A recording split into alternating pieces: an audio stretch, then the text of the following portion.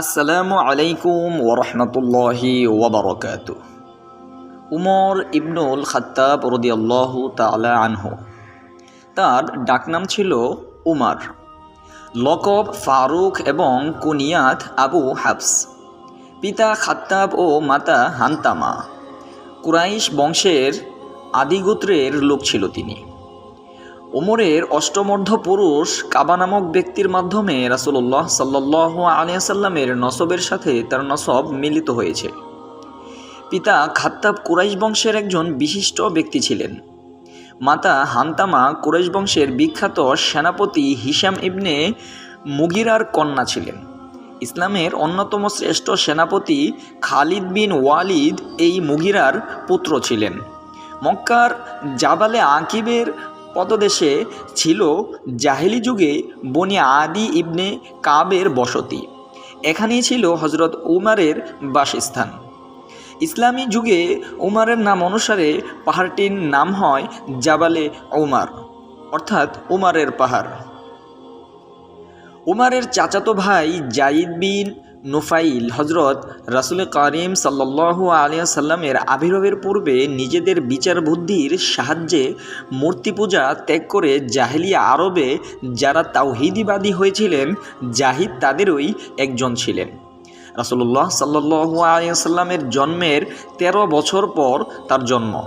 মৃত্যুকালেও তার বয়স হয়েছিল রাসূলুল্লাহ সাল্লাল্লাহু আলাইহি সাল্লামের বয়সের সমান, প্রায় 63 বছর। তবে তার জন্ম ও ইসলাম গ্রহণের সন সম্পর্কে ঐতিহাসিকদের মধ্যে মতভেদ রয়েছে। গায়ের রং উজ্জ্বল গৌরববর্ণ, টাক মাথা ছিল, গণ্ডদেশ, মাংসহীন, ঘন দাড়ি, মুচের দুপাশ লম্বা ও পুরু এবং শরীর দীর্ঘাকৃতির ছিল। হাজার মানুষের মধ্যেও তাকেই সবার থেকে লম্বা দেখা যেত। তার জন্ম ও বাল্য সম্বন্ধে তেমন কিছু জানা যায় না। ইবনে আসাকির তার তারিখে আমর ইবনে আসরা হতে একটি বর্ণনা উদ্ধৃত করেছেন। তাতে জানা যায়, একদিন আমর ইবনে আস কয়েকজন বন্ধু বান্ধব সহ বসে আছে, এমন সময় হইচই শুনতে পেলেন। সংবাদ নিয়ে জানতে পেলেন খাত্তাবের একটি ছেলে হয়েছে। এই বর্ণনার ভিত্তিতে মনে হয় হজরত উমারের জন্মের সময় বেশ একটা আনন্দোৎসব অনুষ্ঠিত হয়েছিল। তার যৌবনের অবস্থাটাও প্রায় অনেকটা অজ্ঞাত। কে জানতো যে এই সাধারণ এক রোখা ধরনের যুবকটি একদিন ফারুকে আজমে পরিণত হবেন। কৈশোরের উমারের পিতা তাকে উটের রাখালি কাজে লাগিয়ে দেন। তিনি মক্কার নিকটবর্তী দাজনান নামক স্থানে উট চড়াতেন। তিনি তার খেলাফতকালে একবার এই মাঠ অতিক্রমকালে সঙ্গীদের কাছে বাল্যের স্মৃতিচারণ করেছিলেন এভাবে, এমন এক সময় ছিল যখন আমি পশমি জামা কাপড় পরে এই মাঠে প্রখর রোদে খাত্তাবের উট চড়াতাম। খাত্তাব ছিলেন অত্যন্ত কঠোর ও নিরস ব্যক্তি। ক্লান্ত হয়ে একটু বিশ্রাম নিলে পিতার হাতে নির্মমভাবে প্রহন্ত হতাম। কিন্তু আজ আমার এমন দিন এসেছে যে এক আল্লাহ ছাড়া আমার উপর কর্তৃত্ব করার আর কেউ নেই। প্রিয় দর্শক, যৌবনের প্রারম্ভই তিনি তৎকালীন আভিজাত ও আরবদের আবশ্যক শিক্ষণীয় বিষয়গুলো যথা যুদ্ধবিদ্যা, কুস্তি, বক্তৃতা ও বংশতালিকা শিক্ষা প্রভৃতি আয়ত্ত করেছেন। তিনি বংশতালিকা বা নসব নামা বিদ্যা তিনি লাভ করেন উত্তরাধিকার সূত্রে। তার পিতা ও মাতাসহ উভয় ছিলেন এ বিদ্যায় বিশেষ পারদর্শী। তিনি ছিলেন তার যুগের একজন শ্রেষ্ঠ কুস্তিগীর। আরবের উকাজ মেলায় তিনি কুস্তি লড়তেন। আল্লামা জুবাইনি বলেছেন, উমার ছিলেন একজন মস্ত বড় পাহলোয়ান। তিনি ছিলেন জাহিলি আরবের এক বিখ্যাত ঘোর সওয়ার। আল্লামা জাহিজ আরও বলেছেন, উমার ঘোড়ায় চড়তে মনে হতো ঘোড়ার চামড়ার সাথে তার শরীর মিশে গিয়েছে। আল বায়ান ওয়াত তাওয়াবিনের এই কথাটি আমরা স্মরণে রাখি। তার মধ্যে কাব্য প্রতিভাও ছিল অনেক। তৎকালীন খ্যাতনামা কবিদের প্রায় সব কবিতাই তার মুখস্থ ছিল। আরবি কাব্য সমালোচনার বিজ্ঞান ভিত্তিক ধারার প্রতিষ্ঠাতা প্রকৃতপক্ষে তিনিই জানেন। ভাষা ও সাহিত্য সম্পর্কে তার মতামতগুলি পাঠ করলে এ বিষয়ে তার যে কতখানি দখল ছিল তা উপলব্ধি করা যায়। বগ্মিতা ছিল তার সহজাত গুণ। যৌবনে তিনি কিছু লেখাপড়া শিখেছিলেন, বালাজুরি শিখেছিলেন। রাসূল কারীম সাল্লাল্লাহু আলাইহি সাল্লাম এর নবুয়াত প্রাপ্তির সময় গোটা কুরাইশ বংশে মাত্র 17 জন লেখাপড়া জানতেন। তাদের মধ্যে উমর রাদিয়াল্লাহু তাআলা আনহু ছিলেন একজন। ব্যবসা বাণিজ্য ছিল জাহিলি যুগের আরব জাতির সম্মানজনক পেশা। উমরও ব্যবসা শুরু করেন এবং তাতে যথেষ্ট উন্নতি করেন। ব্যবসা উপলক্ষে অনেক দূর দেশে গমন এবং বহু জ্ঞানী ও গুণী সমাজের সাথে মেলামেশার সুযোগ লাভ করেন তিনি। মাসউদি বলেন, উমর রাদিয়াল্লাহু তাআলা আনহু জাহিলি যুগে সিরিয়া ও ইরাকে ব্যবসা উপলক্ষে ভ্রমণে যেতেন। ফলে আরব ও আজমের অনেক রাজা বাদশার সাথে মেলামেশার সুযোগ লাভ করেন তিনি। শিবলি নোমানি বলেন, জাহিলি যুগেই উমারের সুনাম সমগ্র আরবে ছড়িয়ে পড়েছিল। এ কারণে কুরাইশরা সর্বদা তাকেই দত্তগিরিতে নিয়োগ করত। অন্যান্য গোত্রের সাথে কোনো বিরোধ সৃষ্টি হলে নিষ্পত্তির জন্য তাকেই দূত হিসাবে পাঠানো হতো। উমারের ইসলাম গ্রহণ এক চিত্তকর্ষক ঘটনা। তার চাচাতো ভাই জাইদের কল্যাণে তার বংশে তাওহীদের বাণী একেবারে নতুন ছিল না। তাদের মধ্যে সর্বপ্রথম জাইদের পুত্র সাঈদ ইসলাম গ্রহণ করেন। সাঈদ আবার উমারের বোন ফাতেমাকে বিয়ে করেন। স্বামীর সাথে ফাতেমাও ইসলাম গ্রহণ করেন। উমরের বংশে আর এক বিশিষ্ট ব্যক্তি নাইম ইবনে আবদুল্লাহ ইসলাম গ্রহণ করেন, কিন্তু তখনও পর্যন্ত উমর রাদিয়াল্লাহু তাআলা আনহু কিন্তু ইসলাম গ্রহণ করেনি বা ইসলাম সম্পর্কে কোনো খবরই তিনি রাখতেন না। সর্বপ্রথম যখন ইসলামের কথা শুনলেন, ক্রোধে জ্বলতে লাগলেন তিনি। তার বংশে যারা ইসলাম গ্রহণ করেছিলেন তাদের তিনি পরম শত্রু হয়ে দাঁড়ালেন। এর মধ্যে জানতে পেলেন লাবণী নামে তার এক দাসীও ইসলাম গ্রহণ করেছেন, যাদের উপর তার ক্ষমতা চলত। নির্মম উৎপীড়ন চালাতো তিনি। এক পর্যায়ে তিনি সিদ্ধান্ত নিলেন ইসলামের মূল প্রচারক মুহাম্মদ সাল্লাল্লাহু আলাইহি সাল্লামকে দুনিয়া থেকে সরিয়ে দিতে হবে। যে কথা সেই কাজ। আনাস ইবনে মালিক থেকে বর্ণিত রয়েছে, তরবারি কাঁধে ঝুলিয়ে উমর রাদিয়াল্লাহু তাআলা আনহু চলছেন। পথে বনি জুহারার এক ব্যক্তির মতান্তরে নাইম ইবনে আবদুল্লাহ সাথে দেখা। তিনি জিজ্ঞেস করলেন, কোন দিকে রওনা দিচ্ছ ওমর? বললেন, মুহাম্মদের একটা দফা আমি আজকে করেই ছাড়ব, সেই দিকেই রওনা দিচ্ছি। লোকটি বললেন, মুহাম্মদ সাল্লাল্লাহু আলাইহি সাল্লামের দফা করে বনি হাশেম ও বনি জুহরার হাত থেকে বাঁচবে কিভাবে? একথা শুনে উমর রাদিয়াল্লাহু তাআলা বলে উঠলেন, মনে হচ্ছে তুমি পৈতৃক ধর্ম ত্যাগ করে বিধর্মী হয়েছ। লোকটি বললেন, উমর রাদিয়াল্লাহু তাআলা আনহু, একটি বিস্ময়কর খবর শোনো। তোমার বোন ভগ্নিপতি বিধর্মী হয়ে গিয়েছে। তারা তোমার ধর্ম ত্যাগ করেছে। আসলে লোকটির উদ্দেশ্য ছিল উমরকে তার লক্ষ্য থেকে অন্যদিকে ঘুরিয়ে দেওয়া। একথা শুনে রাগে উন্মত্ত হয়ে উমর ছুটলেন তার বোন ভগ্নিপতির বাড়ির দিকে। বাড়ির দরজায় উমর রাদিয়াল্লাহু তাআলা আনহু করাঘাত পড়ল। তারা দুজন তখন খাব্বাব ইবনে আল আরাতের কাছে কোরআন শিখছিলেন। উমরের আভাস পেয়ে খাব্বাব বাড়ির অন্য একটি ঘরে আত্মগোপন করলেন। উমর রাদিয়াল্লাহু তাআলা আনহুর বোন ভগ্নিপতিকে প্রথমেই জিজ্ঞেস করলেন, তোমাদের এখানে গুনগুন আওয়াজ শুনছিল, তা কিসের আওয়াজ? তারা তখন কোরআনের সূরা তাহা পাঠ করে শোনাচ্ছিলেন হযরত উমর রাদিয়াল্লাহু তাআলা আনহুকে।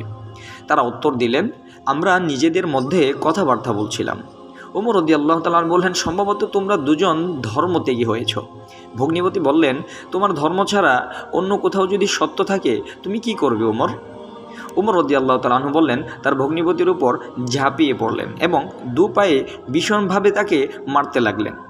বোন তার স্বামীকে বাঁচাতে এলে উমর রাদিয়াল্লাহু তাআলা তাকে ধরে এমন মার দিলেন যে তার মুখে রক্তাক্ত হয়ে গেল।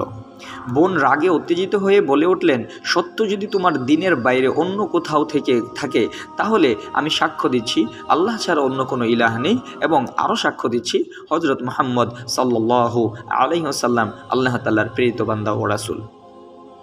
এই ঘটনার কিছুদিন আগ থেকে উমরের মধ্যে একটা ভাবান্ত সৃষ্টি হয়েছিল। কুরাইশরা মক্কায় মুসলমানদের উপর নির্মম অত্যাচার উৎপীড়ন চালিয়ে একজনকে ফেরত পাননি। মুসলমানরা নীরবে সব কিছু মাথা পেতে নিয়েছে, প্রয়োজনে বাড়ি ঘর ছেড়েছে, ইসলাম ত্যাগ করেননি। এতে উমর রাদিয়াল্লাহু তাআলা আনহুর মনে একটা ধাক্কা লেগেছিল। তিনি একটা দ্বিধাদ্বন্দ্বের আবর্তলে ধুল খাচ্ছিলেন। আজ তার প্রিয় সাহাবায়ে কেরাম এবং প্রিয় সোহরার্দা সব চোখ মুখ বন্ধ করে চোখ মুখের রক্ত তার সত্যের সামনে তার সাক্ষ্য দিচ্ছে। তাকে এমন একটি ধাক্কা দিল যে তার সব দ্বিধাদ্বন্দ্ব কর্পূরের মতো উড়ে গেল। মুহূর্তে হৃদয় তার সত্যের জ্যোতিতে উদ্ভাসিত হয়ে উঠল। তিনি পাক সাফ হয়ে বোনের হাত থেকে সূরা তহার অংশটুকু নিয়ে পড়তে শুরু করলেন। পড়া শেষ করে বললেন, আমাকে তোমার মুহাম্মদ সাল্লাল্লাহু আলাইহি সাল্লামের কাছে নিয়ে চলো। উমর এর কথা শুনে এতক্ষণ খাব্বারের ঘরে গোপন স্থান থেকে বেরিয়ে এলেন। বললেন, মুহাম্মদ সাল্লাল্লাহু আলাইহি সাল্লাম, সুসংবাদ। উমর, বৃহস্পতিবার রাতে রাসূলুল্লাহ সাল্লাল্লাহু আলাইহি সাল্লাম তোমার জন্য দোয়া করেছিলেন, আমি আশা করি তা কবুল হয়েছে, আমিন। তিনি বলেছিলেন, আল্লাহ উমর ইবনে খাত্তাব অথবা আমর ইবনে হিশাম দ্বারা ইসলামকে শক্তিশালী করো। খাব্বাব আরও বললেন, রাসূলুল্লাহ সাল্লাল্লাহু আলাইহি সাল্লাম এখন সাফার পাদদেশে দারুল আরকামে রয়েছে। উমর রাদিয়াল্লাহু তাআলা আনহু বললেন, চলো ওইখানেই চলে যাব, দারুল আরকামের দিকে। হামজা এবং তালহার সাথে আরও কিছু সাহাবী তখন আরকামের বাড়ির দরজায় পাহারারত। উমরকে দেখে তারা সশস্ত্র হয়ে পড়লেন। তবে হামজা সান্ত্বনা দিয়ে বললেন, আল্লাহ উমরের কল্যাণ চাইলে সে ইসলাম গ্রহণ করে রাসূলুল্লাহ সাল্লাল্লাহু আলাইহি সাল্লামের অনুসারী হবে, অন্যথায় তাকে হত্যা করা আমাদের জন্য খুবই সহজ হবে। রাসূলুল্লাহ সাল্লাল্লাহু আলাইহি সাল্লাম বাড়ির ভিতরে, তার উপর তখন ওহী নাজিল হচ্ছে। একটু পরে তিনি বেরিয়ে ওমরের কাছে এলেন। উমরের কাপড় ও তরবারি হাতল মুঠ করে ধরে বললেন, উমর, তুমি কি বিরত হবে না? তারপর দোয়া করলেন, হে আল্লাহ, উমর আমার সামনে, হে আল্লাহ, উমরের দ্বারা দিনকে শক্তিশালী করে দাও। উমর বলে উঠলেন, আমি সাক্ষ্য দিচ্ছি আপনি আল্লাহর রাসূল। ইসলাম গ্রহণ করেই তিনি আহ্বান জানালেন, ইয়া রাসূলুল্লাহ, ঘর থেকে বের হয়ে পড়ুন। তাবাকাতুল কুবরা ইবনে সাদের এই ঘটনাটি 3/2267 নম্বর এবং 79 নম্বর। এটা নবুয়তের 6ষ্ঠ বছরের ঘটনা। ইমাম জোহরি বর্ণনা করেন, রাসূলুল্লাহ সাল্লাল্লাহু আলাইহি ওয়াসাল্লাম দারুল আরকামে প্রবেশের পর উমর ইসলাম গ্রহণ করেছিলেন। তার পূর্বে নারী পুরুষ সর্বমোট 40 অথবা 40-এর কিছু বেশি লোক ইসলাম গ্রহণ করেছিলেন। উমরের ইসলাম গ্রহণের পর জিবরাইল আলাইহিস সালাতু ওয়াস সালাম এসে বললেন, মুহাম্মদ, উমরের ইসলাম গ্রহণে আসমানের অধিবাসীরা উৎফুল্ল হয়েছে। উমরের ইসলাম গ্রহণে ইসলামের ইতিহাসে এক নতুন অধ্যায় সূচনা হলো। যদিও তখন পর্যন্ত 40 থেকে 45 জন অথবা 40 থেকে 50 জন লোক ইসলাম গ্রহণ করেছিলেন এবং তাদের মধ্যে হযরত হামজা ছিলেন, তথাপি মুসলমানদের পক্ষে কাবায় গিয়ে নামাজ পড়া তো দূরের কথা, নিজেদেরকে মুসলমান বলে প্রকাশ করাও নিরাপদ ছিল না। হযরত উমর ইসলাম গ্রহণের সাথে সাথে এই অবস্থার পরিবর্তন হলো। তিনি প্রকাশ্যে ইসলামের ঘোষণা দিলেন এবং অন্যান্যদের সঙ্গে নিয়ে কাবা ঘরে নামাজ আদায় করা শুরু করলেন। হযরত উমর রাদিয়াল্লাহু তাআলা আনহু বললেন, আমি ইসলাম গ্রহণের পর সেই রাতেই চিন্তা করলাম মক্কাবাসীদের মধ্যে রাসূলুল্লাহ সাল্লাল্লাহু আলাইহি ওয়াসাল্লামের সবচেয়ে কঠোর দুশমন কে আছে। আমি নিজে গিয়ে তাকে আমার ইসলাম গ্রহণের কথা জানাবো। আমি মনে করলাম আবু জাহলই সবচেয়ে বড় দুশমন। সকাল হতেই আমি তার দরজায় করাঘাত করলাম। আবু জাহল বেরিয়ে এসে জিজ্ঞেস করলো, কি মনে করে ওমর? আমি বললাম, আপনাকে কথা জানাতে এসেছি যে আমি আল্লাহ ও তার রাসূল মুহাম্মদ সাল্লাল্লাহু আলাইহি সাল্লামের প্রতি ঈমান এনেছি এবং তার অনীত বিধান ও বাণীকে মেনে নিয়েছি।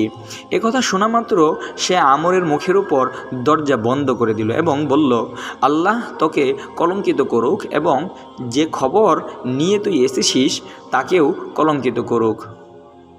এভাবে এই প্রথমবারের মতো মক্কার পৌত্তলিক শক্তি প্রকাশ্য চ্যালেঞ্জের সম্মুখীন হলো। সাঈদ ইবনে মুসাইব বলেন, তার ইসলাম গ্রহণের পর মক্কায় ইসলাম প্রকাশ্য রূপ নেয়। আবদুল্লাহ ইবনে মাসউদ রাদিয়াল্লাহু তাআলা আনহু বলেন, উমর ইসলাম গ্রহণের কারণেই কুরাইশদের সাথে বিবাদ আরম্ভ করে দিলেন। শেষ পর্যন্ত তিনি কাবায় নামাজ পড়া ছাড়লেন না। আমরাও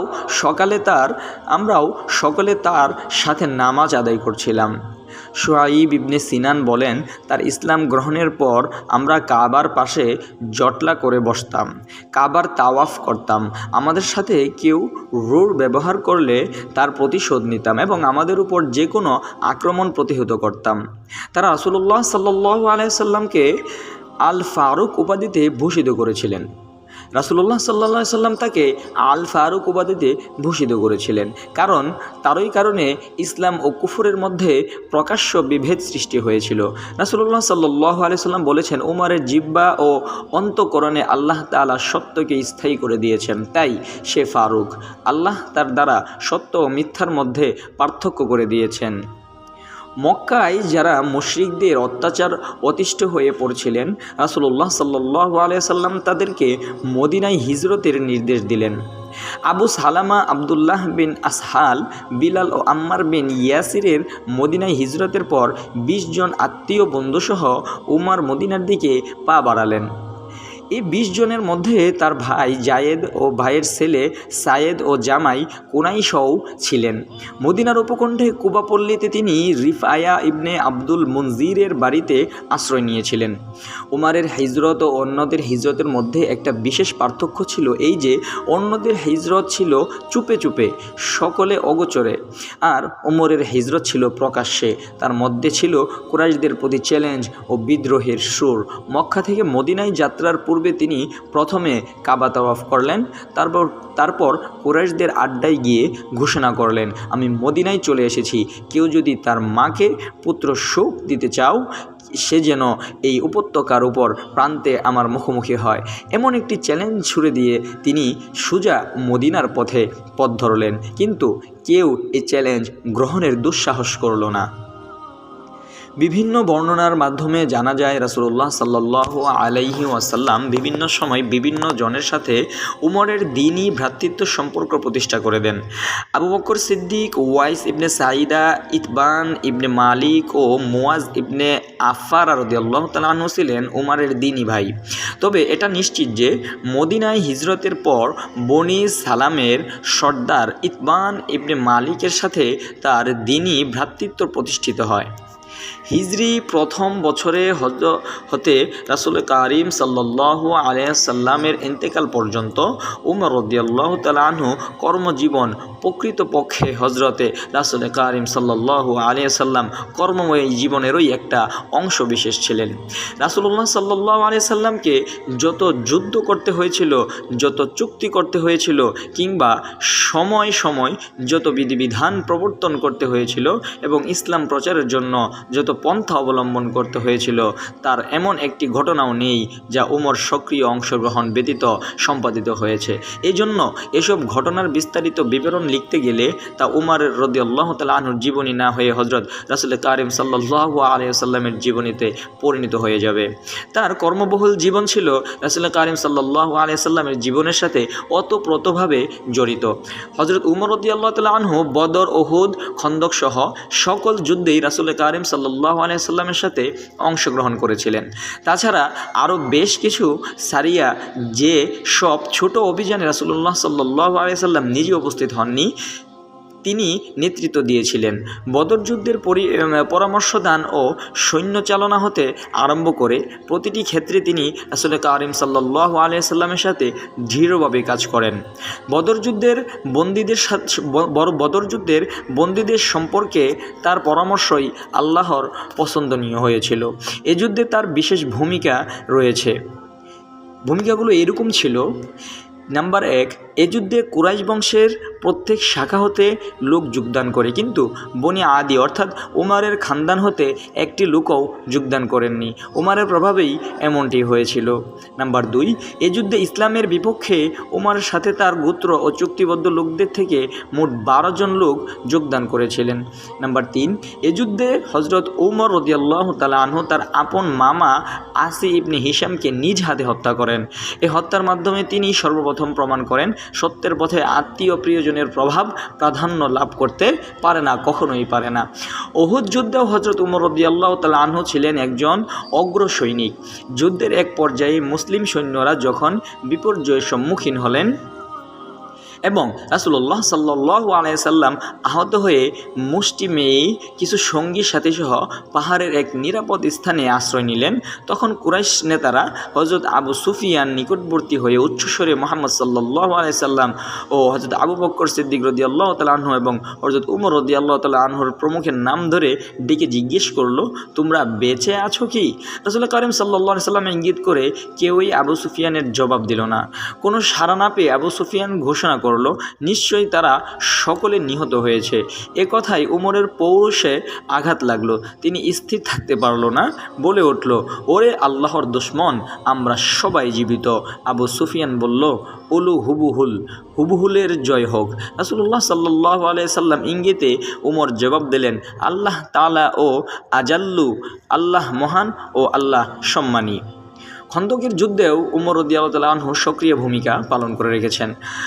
খন্দকের একটি বিশেষ স্থান রক্ষা করার ভার পড়েছিল হযরত উমর রাদিয়াল্লাহু তাআলা আনহুর উপর।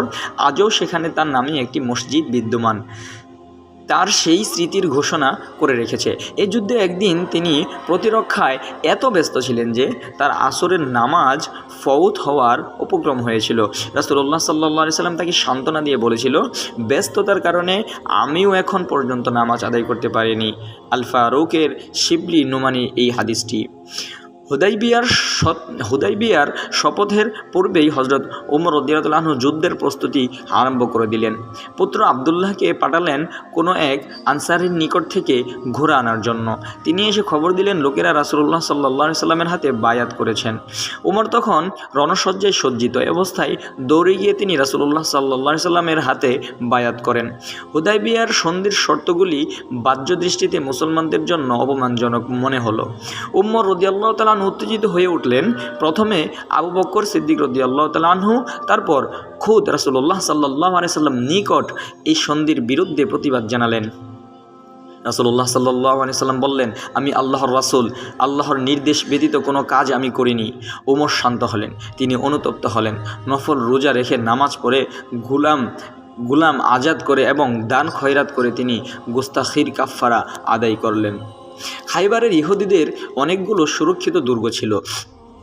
কয়েকটি সহজেই জয় হলো, কিন্তু দুটি কিছুতেই জয় করা গেল না। রাসূলুল্লাহ সাল্লাল্লাহু আলাইহি সাল্লাম প্রথম দিনে আবু বকর সিদ্দিক, দ্বিতীয় দিন উমর রাদিয়াল্লাহু আনহুকে পাঠালেন দুর্গ দুটি জয় করার জন্য। তারা দুজনেই ফিরে এলেন অকৃতকার্য হয়ে। তৃতীয় দিন রাসূলুল্লাহ সাল্লাল্লাহু আলাইহি সাল্লাম ঘোষণা করলেন, আগামীকাল আমি এমন এক ব্যক্তি হাতে ঝান্ডা দেব যার হাতে আল্লাহ বিজয় দান করবেন। পরদিন সাহাবায়ে কেরাম অস্ত্র সজ্জিত হয়ে রাসূলুল্লাহ সাল্লাল্লাহু আলাইহি সাল্লামের দরবারে হাজির। প্রত্যেকেরই অন্তরে এই গৌরব অর্জনের ভাষণা। উমর রাদিয়াল্লাহু আনহু বললেন, আমি খাইবারের এই ঘটনা ব্যতীত কোনোদিনই সেনাপতিত্ব বা শরীয়তের জন্য লালায়িত হইনি। সেই দিনের এই গৌরব ছিনিয়ে নিয়েছিলেন শেরই খুদা আলী রাদিয়াল্লাহু তাআলা আনহু। খাইবারের বিবেচিত ভূমি মুজাহিদদের মধ্যে বন্টন করা হলো। হযরত ওমর রাদিয়াল্লাহু তাআলা আনহু তার ভাগ্যের অংশটুকু আল্লাহর রাস্তায় ওয়াকফ করে দিলেন। ইসলামের ইতিহাসে এটাই প্রথম ওয়াকফ ছিলেন। মক্কা বিজয়ের সময় হযরত ওমর রাদিয়াল্লাহু তাআলা আনহু ছায়ার মতো রাসূলুল্লাহ সাল্লাল্লাহু আলাইহি সাল্লামের সঙ্গ দেন।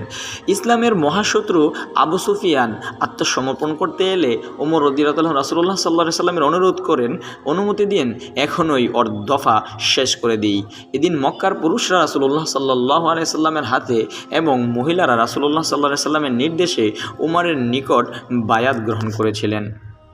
হুনাইন অভিযানেও হজরত উমর রাদিয়াল্লাহু তাআলা আনহুর অংশগ্রহণ করেন, বীরত্ব সহকারে লড়াই করেছিলেন। এই যুদ্ধে কাফেরদের তীব্র আক্রমণে 12,000 মুসলিম বাহিনী ছত্রভঙ্গ হয়ে পড়েছিল। ইবনে ইসহাক বলেন, মুহাজির ও আনসারদের মাত্র কয়েকজন বীরই এই বিপদকালে রাসূলুল্লাহ সাল্লাল্লাহু আলাইহি ওয়াসাল্লামের সাথে দৃঢ়পদ ছিলেন। তাদের মধ্যে আবু বকর এবং উমর ও আব্বাসের রাদিয়াল্লাহু তাআলা আনহুর নাম বিশেষভাবে উল্লেখযোগ্য। তাবুক অভিযানের সময় রাসূলুল্লাহ সাল্লাল্লাহু আলাইহি সাল্লাম আবেদনে সাড়া দিয়ে হযরত ওমর রাদিয়াল্লাহু তাআলা আনহু তার মোট সম্পদের অর্ধেক রাসূলুল্লাহ সাল্লাল্লাহু আলাইহি সাল্লামের হাতে তুলে দেন। রাসূলুল্লাহ সাল্লাল্লাহু আলাইহি সাল্লামের ইন্তেকালের খবর শুনে হযরত ওমর কিছুক্ষণ স্তম্ভিত হয়ে বসে থাকেন। তারপর মসজিদে নববীর সামনে গিয়ে তরবারি কুশমুক্ত করে ঘোষণা করেন, যে বলবে রাসূলুল্লাহ সাল্লাল্লাহু আলাইহি সাল্লাম ইন্তেকাল করেছেন, আমি তার মাথা দ্বিখণ্ডিত করে ফেলব।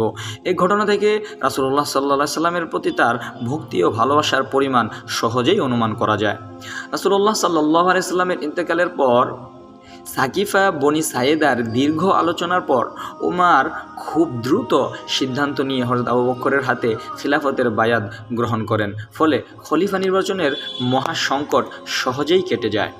খলিফা হযরত আবু বকর যখন বুঝতে পারলেন তার অন্তিম সময় ঘনিয়ে এসেছে, মৃত্যুর পূর্বে পরবর্তী খলিফা মনোনীত করে যাওয়া তিনি কল্যাণকর মনে করলেন। তার দৃষ্টিতে ওমর রাদিয়াল্লাহু তাআলা আনহু ছিলেন খিলাফতের যোগ্যতম ব্যক্তি। তা সত্ত্বেও উঁচু পর্যায়ে সাহাবীদের সাথে ও ব্যাপারে পরামর্শ করা সমীচীন মনে করলেন। তিনি আব্দুর রহমান ইবনে আউফকে রাদিয়াল্লাহু তাআলা আনহুকে ডেকে বললেন, ওমর সম্পর্কে আপনার মতামত আমাকে জানান। তিনি বললেন, তিনি তো যে কোনো লোক থেকে উত্তম, কিন্তু তার চরিত্রে কিছু কঠোরতা আছে। আবু বকর বললেন, তার কারণে আমাকে তিনি কোমল দেখেছেন। খেলাফতের দায়িত্ব কাঁধে পড়লে এই কঠোরতা অনেকটা কমে যাবে। তারপর আবু বকর অনুরোধ করলেন তার সাথে আলোচিত বিষয়টি কারো কাছে ফাঁস না করার জন্য। অতঃপর তিনি উসমান ইবনে আফফানকে ডাকলেন, বললেন, আবু আবদুল্লাহ, উমর সম্পর্কে আপনার মতামত আমাকে একটু জানান। উমর ইবনে আসমান, সে সম্পর্কে তো আমার কিছু বলার নেই, সে আলহামদুলিল্লাহ অনেক ভালো একজন মানুষ। আবু বকর বললেন, তা সত্ত্বেও আপনার মতামত আমাকে জানান। ওসমান বললেন, তাকে আমি যতটুকু জানি তাতে তার বাইরের থেকে ভেতরটা বেশি ভালো, তার মতো দ্বিতীয় আর কেউ আমাদের মধ্যে নেই। আবু বকর রাদিয়াল্লাহু তাআলা আনহু তাদের দুজনের মধ্যে আলোচিত বিষয়টি গোপন রাখার অনুরোধ করে তাকে বিদায় দিয়ে দিলেন। এভাবে বিভিন্ন জনের কাছ থেকে মতামত নেওয়া শেষ হলে তিনি উসমান ইবনে আফফানকে ডেকে ডিক্লিশন দিলেন, বিসমিল্লাহির রহমানির রহিম। এটা আবু বকর ইবনে আবি গফফারের পক্ষ থেকে মুসলমানদের প্রতি অঙ্গীকার। আম্মা বাদ, এতটুকু বলার পর তিনি সংজ্ঞা হারিয়ে ফেললেন।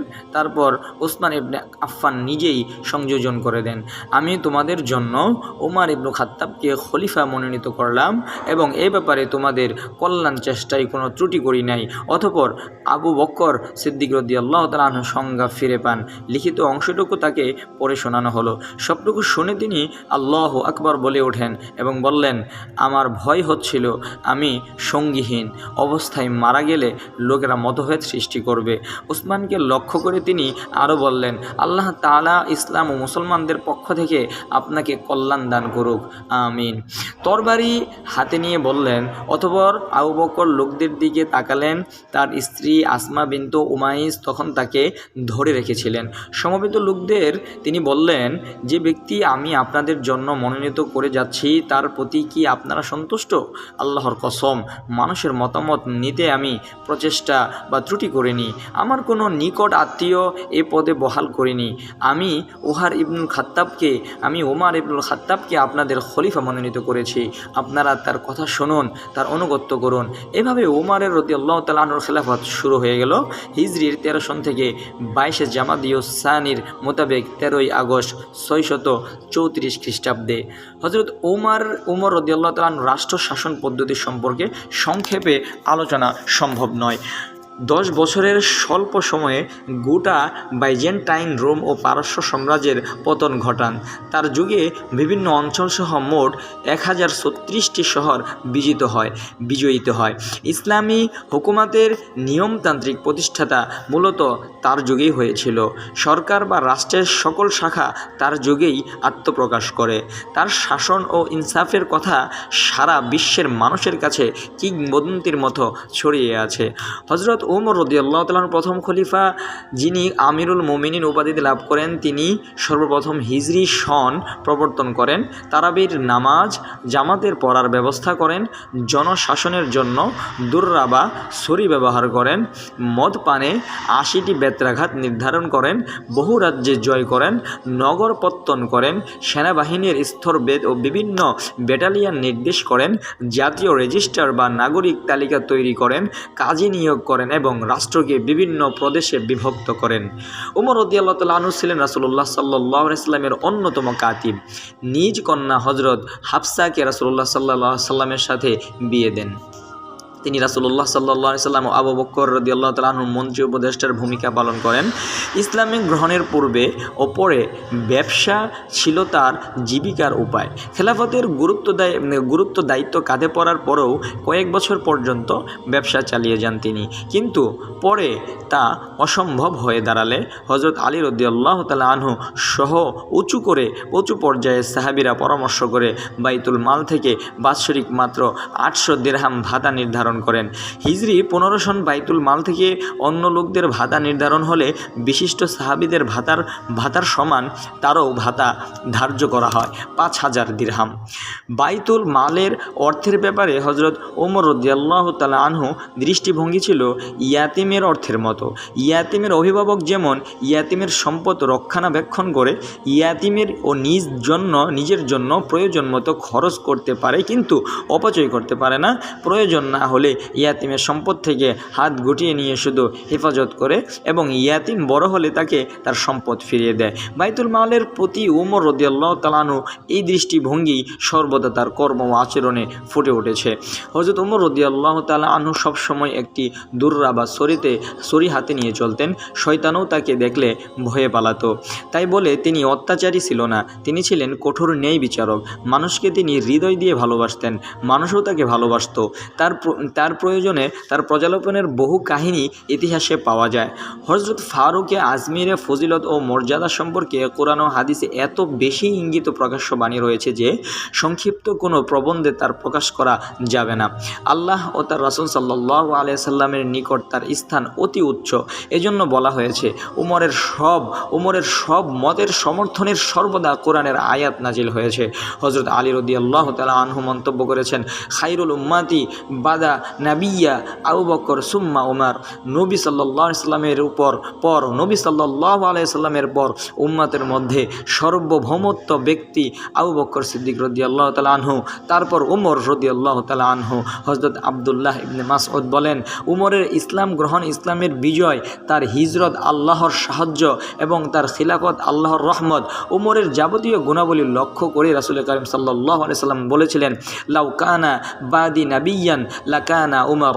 আমার পরে কেউ নবী হলে উমরই হতো, কারণ তার মধ্যে ছিল নবীদের স্বভাব ও বৈশিষ্ট্য। জ্ঞান বিজ্ঞানের চর্চা ও প্রসারের ক্ষেত্রে উমরের যথেষ্ট অবদান রয়েছে। তিনি আরবি কবিতা পাঠন, পঠন ও সংরক্ষণের প্রতি গুরুত্ব আরোপ করেছিলেন। আরবি ভাষার বিশুদ্ধতা রক্ষার প্রতি তিনি ছিলেন অত্যন্ত সজাগ। তার সামনে ভাষার ব্যাপারে কেউ ভুল করলে শাসিয়ে দিতেন। বিশুদ্ধভাবে আরবি ভাষা শিক্ষা করাকে তিনি দ্বীনের অঙ্গ বলে বিশ্বাস করতেন।